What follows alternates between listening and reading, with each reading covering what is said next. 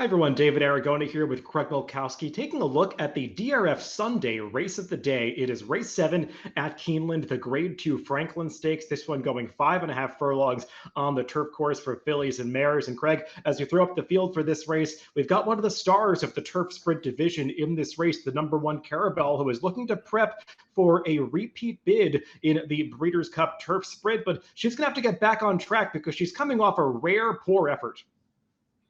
Yeah, I think she had some excuses, as we'll talk about, but she is your Breeders' Cup Turf Sprint winner from last year at huge odds, which she'll be nowhere near this year if she does, in fact, make it to the starting gate. But she's obviously the deserving morning line favorite here. Yeah, she's definitely expected to win this race, but she does have some questions to answer, and there is some quality among the others in this field. Remember, you can go to the DRF Race of the Day event page to get free PPs for this race on Sunday at Keeneland. Let's take a look at the Timeform US pace projector for this race, and no surprise to see Caravelle shown on the lead, Craig, but there are a couple of horses that are perched outside of her, at least on the pace projector, and one of those feels like they could have intentions on getting ahead of Caravelle in the early stages. And one thing that we've seen from Caravelle is that she tends to do best when she's drawn towards the outside, and Tyler Gaffalione has some options about what to do with her, typically can use outside position to get ahead of horses. I think he could find himself in a more difficult spot being under the gun from the rail. I would imagine there was some angst in the Caravelle camp when the post position draw came out because that's never the easiest spot. She's kind of already has a target as the favorite in this race, and now that she draws the rail, I would imagine some others are going to try to get outside, get that out there and challenge her.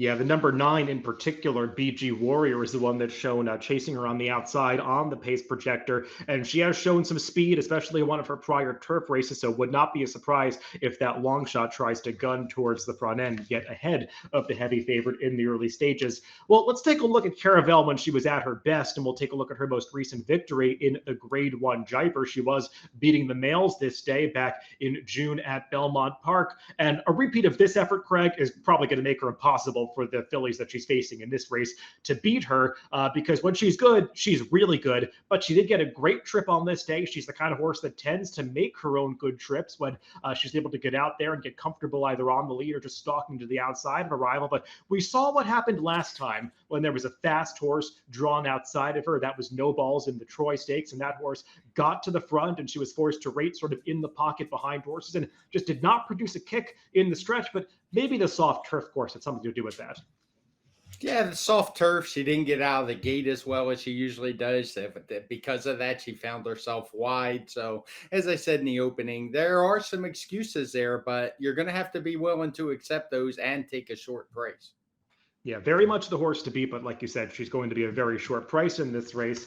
Let's take a look at some horses coming out of the ladies' turf sprint at Kentucky Downs from early September. There are actually 4 horses coming out of this race, and sort of tough to see where they are on this Kentucky Downs replay. But the one that is going to be making a big run from the back of the pack is Wakanaka, the horse on the rail that's highlighted first. That is Bay Storm. And Craig, watching the stretch run of this race, I can't believe that Wakanaka does not get up because it looked like she's got all the momentum closing down these leaders. It seems with the 16th to go, like there is no chance she does not get there. And Bay Storm is just able to find a little bit extra down on the inside to hold off Wakanaka, who definitely does hang a little bit at the end of this race. She does, but you have to wonder that Kentucky Downs meet, the rail was very good for large portions of it. And I believe this was one of those days where it was the preferred position. So I'm willing to give her a little bit of an excuse. And also, there just wasn't a whole lot of pace, as is the case for many of Wakanaka's most recent races. Here we're looking at the past performances of Bay Storm, and she was the one that was setting that early pace, as Craig said, right on top of the rail. And I totally agree, especially those last few days of the Kentucky Downs meet when they took down the temporary rails. Being right down on that inside rail was the place to be. And it seemed like horses that rode that rail for much of their trips, especially in the stretch, found a little bit extra at the end of the races. And that was certainly the case with Bay Storm being able to hold off Wakanaka. Bay Storm's a pretty good horse, and she really was not that far off Caravelle earlier in the year when she was second to her in that unbridled Sydney Stakes at Churchill Downs. But she's one that's going to have to walk that fine line between applying early pressure to Caravelle and being able to still produce that finish. Yeah, I would agree because there is, as we said, plenty of other speed. She's definitely not going to go wire to wire in this race. It's just a matter of how far a rider decides to take her back off of that pace. We already touched upon the number two, Wakanaka, a little bit, Greg, and I agree with a lot of what you were saying, that she was somewhat against it last time with the rail being the place to be. She did save ground for about the first 4 furlongs of that race before Joel Rosario angled her to the outside to make that big run down the center of the course and just couldn't quite get there at the end, flattening out, probably not racing on the best part of the turf course. She had shown that she handles a turn back two back when she was second to the very talented Roses for Deborah, again, closing into a slow pace at Saratoga. And it feels like the shorter distances actually work for her pretty well. And the long stretch at Keeneland, I think, is really going to be up her alley. It is, and she gets Joel Rosario, who is certainly good riding these turf sprints. She draws an inside post, so you know what Joel's going to do. He's probably going to glue himself to the rail. He's going to try to work out a trip and hope the pace sets up for him. So you are at the whim of his trip, but I expect her to really be running late, and I don't think we mentioned that she by far has that late pace flag on the Timeform US pace projector.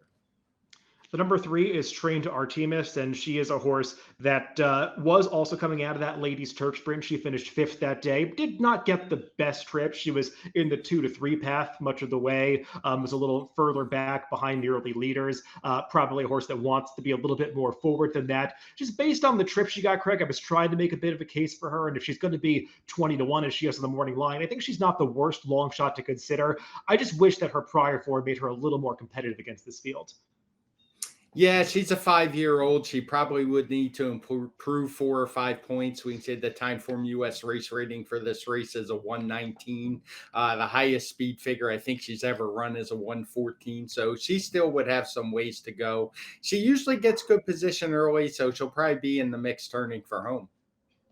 Let's take a look at the Daisy Cutter Stakes from the summer at Del Mar that a couple of these horses are coming out of. Now, we're going to highlight Tony Ann, but take a look at the horse in the Stone Street Silks on the rail, right in behind the leaders in the yellow, ducking to the inside. That's Twilight Gleaming. And you can see right here, she just gets cut off as a rival drifts over on her, and that hole closes up. And she basically lost all chance at that point in the race. It's over with the short stretch of Del Mar. She can never recover. Tony Ann is the gray horse that does finish second in that race. And we'll talk about her first, Craig. She was also in that ladies turf sprint last time at Kentucky Downs, was right in that photo finish with Bay Storm and Wakanaka.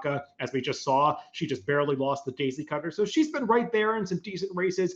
It does feel like she'd have to take a slight step forward to beat this field, but she is the kind of horse that has tactical speed and can get a good trip. Yeah, she always shows up and runs good races. Last time she was up close to the pace, but as we noted, that was a very slow pace that day. I think she's more one that's going to be in mid-pack, and she does come late. Her speed figures aren't too far off of this, but it does feel like she would have to take a step forward. The number four is Twilight Gleaming, and she's the horse that had that trouble in the replay that we just saw, the Daisy Cutter. So I would draw a line through that race, Craig. It was just not the right situation for her. And probably you could also give her a pass two back when they shipped her over to Royal Ascot to contest that King Stan Stakes. She's just not that good to be an American going over to Europe to face the best male sprinters. That was not going to work out for her. She was a winner over this course and distance against females in the Giants Causeway going back to the beginning of the year, but it does feel like this Franklin Stakes just overall came up a tougher race than that one that she won back in April. Yeah, you have to have some faith that you can put a line through 2 races in her form, which I can get the argument, but you should need some price to do that. She's 6-1 on the morning line. I'm a little suspicious that maybe she'll take some more money being a Wesley Ward horse ridden by John Velasquez. So I think she's a contender in here, but it's not as easy as just looking at that last Keeneland race, because the last 2, there's no guarantee last time out that if she got through, she was going to win. I mean, it wasn't like she was making an eye-catching move. And I recently saw our colleague Marcus Hirsch pointing out a stat for Wesley Ward that I wasn't aware of. Just not having a banner year in 2023. He actually has not won a graded stakes race anywhere since Golden Pal won the Woodford Stakes back in 2022. So just not having success in these kind of races the way he has in the past. The number 6 is Linguistic. She's going to be a price in this race, Craig, and just a little tough to make a case for. She tried Stakes Company at Ellis Park. 3 back was no match for Bay Storm that day, and since then she's faced optional claimers, hasn't made much of a dent. She'd be a big surprise. Yeah, I mean, her best race last time was a 110 time form US speed figure. She'd have to improve on that. She is just a 4-year-old, but it's hard to look at her form and think she could find herself winning a grade 2. An intriguing new face in this race is the number 7 Star Guest. She is one of these Godolphin Charlie Appleby runners that's coming over from Europe. And I think you always have to take these horses seriously because Appleby does tend to win these races. But I mean, the cat's out of the bag, and it's been that way for a long time, Craig. These horses take a lot of money no matter what their form looks like. So I do think you have to really like one of these horses if you're going to back them in a spot like this, because you're probably not going to get that much value. Her time form ratings over in Europe are a cut below some of the time form US speed figures, but she is a 3-year-old filly and she's coming out of a series of handicap races and definitely the kind of horse that has proven herself against weaker company. And I think she's forcing the connection to try a tougher spot with her, given how easily she's won those last couple of races. But this is a pretty big step up in class. It is. Those are pretty weak races over in England. As I said, she is a 3-year-old, so maybe those time form ratings could be a little higher.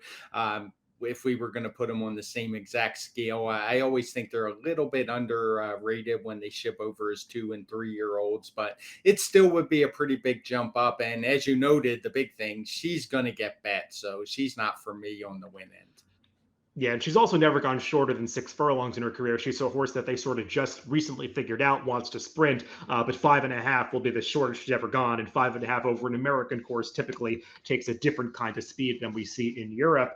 Closing out the field is the number 9 BG Warrior, and she's an interesting horse to discuss, Craig, particularly from a pace standpoint, because we saw her show so much early speed in that turf race at Kentucky Downs when she was a winner first off the trainer switch for New Connections back in early September, and she earned a speed figure that could make her competitive here if she repeats it. I just don't have much confidence that she will.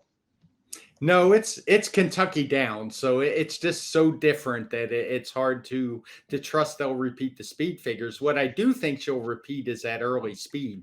And I should mention the race she's coming out of is pretty strong. The runner-up went on to win the Presque Isle Masters.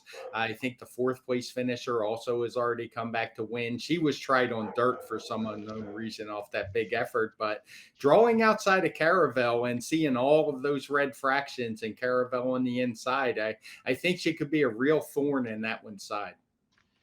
Well, Craig, let's throw up our picks for this Franklin Stakes. And I see that you're going to be pretty way against Caravel in here. And I can't blame you. She's a horse that tends to take a lot of money, and she does have some things to prove coming off that last race. We do agree on our top pick. Wakanaka makes a lot of sense in here. Yeah, she was way against it at Kentucky Downs. I think she's going to get plenty of pace to run into, and I'm looking forward to her return to the better speed figures we saw in her route races, because I think she's ran fine in the turf sprints, just has had a few things go against her. And I'm just against Caravel being inside and facing some real pressure from the outside, and maybe even Twilight Gleaming, who after that troubled trip, maybe they want to get back to her more forwardly placed ways. So taking a big shot against the favorite here. Yeah, I respect Caravel. I just generally agree with the point you're making that she's going to be too short a price to play, and she did show some vulnerability last time. So maybe this time, if the trip and pace works out for Wakanaka, she could finally get that victory sprinting on the turf. We'll both take her in this Grade 2 Franklin Stakes, the DRF Sunday race of the day. Good luck if you're playing the races this weekend.